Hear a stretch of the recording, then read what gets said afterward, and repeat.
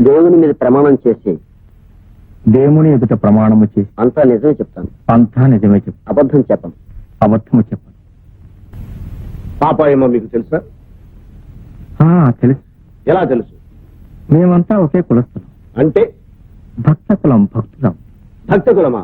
కాదు, అదో వ్యభిచార నిలయం. అపచారము, అపచారం, మహా అపచారం. తన వృత్తిని, ప్రవృత్తిని ఆ శ్రీకృష్ణ పరమాత్మకి అంకితం చేసిన మహాసాధ్యం. స్వామి, ఆ రోజు, ఆ దుర్ఘటన జరిగిన రోజు అమ్మ జయదేవునికి ఇష్టమైన అష్టపదులు వల్లిస్తూ ఉండగా మేమంతా పూజా కార్యక్రమంలో నిమగ్నమే ఉండగా ఎక్కడి నుంచి వచ్చాడో, ఎలా వచ్చాడో, ఇదిగో ఆ ఇన్స్పెక్టర్ బాబు పేరు సీత బాబు, సీత పిడుగులా దూసుకొచ్చాడు స్వామి. వచ్చి ఊరుకున్నాడా? ఆ అమ్మను, మహాసాధ్యముని సౌశీల్యవతిని గట్టిగా పట్టుకుని ఏమేమో చేయబోయాడు స్వామి. నా నోటితో నేను చెప్పలేదు స్వామి. పచ్చి అబద్ధం.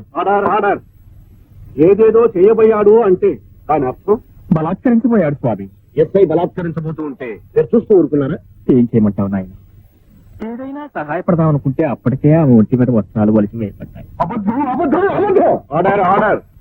చెప్పు స్వామి, ఒక్కసారి ఆ తల్లిని చూడండి. అవమాన భారంతో కృంగిపోతున్న ఆ తల్లిని చూడండి. అమాయకత్వం కూడా కట్టుకున్న ఆ కళ్ళల్లోకి ఒక్కసారి గుచ్చుకొచ్చి చూడండి స్వామి. ఆ తల్లి వ్యభిచారిణ. మరి ఇంతమంది భక్తులుండి ఆమెను ఎందుకు కాపాడలేకపోయారు? చెప్పాను కదా నాయన, వ్యవస్థ ఉన్న ఆ తల్లి దగ్గరికి ఎలా వెళ్ళగలని చెప్పి. అందుకే ఆ దృశ్యాన్ని చూడలేక ఆ భారాన్ని కూడా భగవంతుడి మీదే మోసం బయటకు వెళ్ళిపోయాను. మరి వచ్చిన వారు పోలీసులకు ఎందుకు ఫిర్యాదు చేయలేదు? తప్పు నాయన, ఒకరి మీద ఒకరికి ఫిర్యాదు చేయకూడదు. ఎవరి కర్మ వారిదేనని వదిలేయాలి.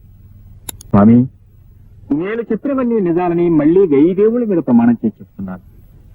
నిర్దోషి అయిన అమ్మలకే అమ్మ మా పాపాయమని రక్షించి న్యాయం చేకూర్చాల్సిందిగా కోర్టు వారిని సవినయంగా కోరుతున్నాను.